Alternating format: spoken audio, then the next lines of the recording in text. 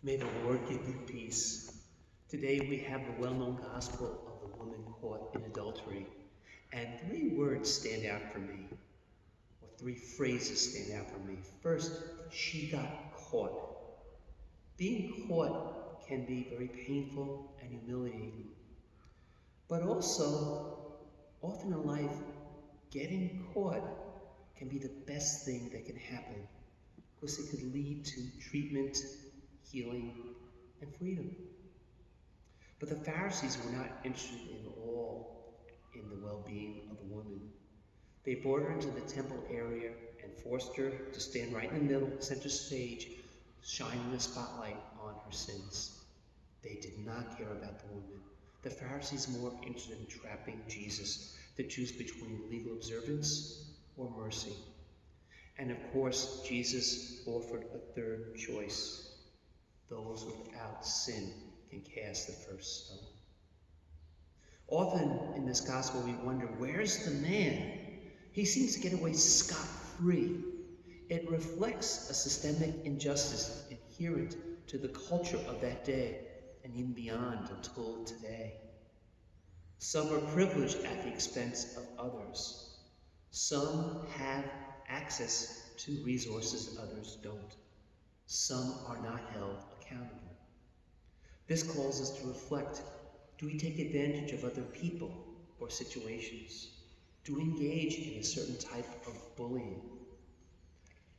When we see someone who is lost, or of course, do we choose to help them or to trap them?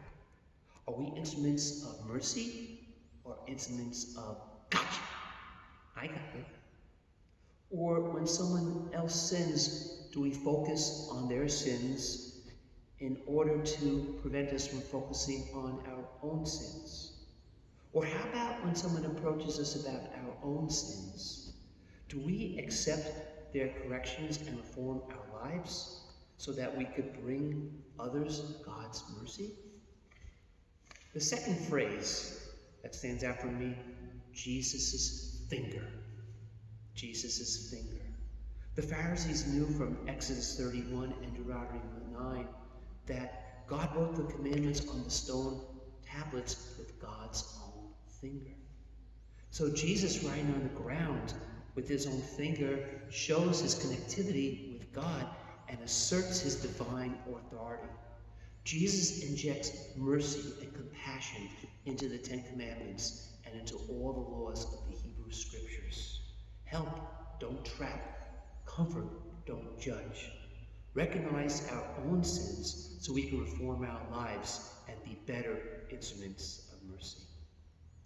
The third phrase, left alone. When Jesus is left alone with the woman, he does not condemn her. Rather, he invites her to sin no more. The woman who broke the law, but Jesus commutes the sentence to a change of behavior. Now each of us can spend some time to be left alone with Jesus today. What does Jesus say? Perhaps he calls us to sin no more, and he certainly grants us the greatest mercy, the chance to change. We bow down our heads in prayer. Lord, make us instruments of mercy. When we have sinned, may we reform. When others have sinned, may we be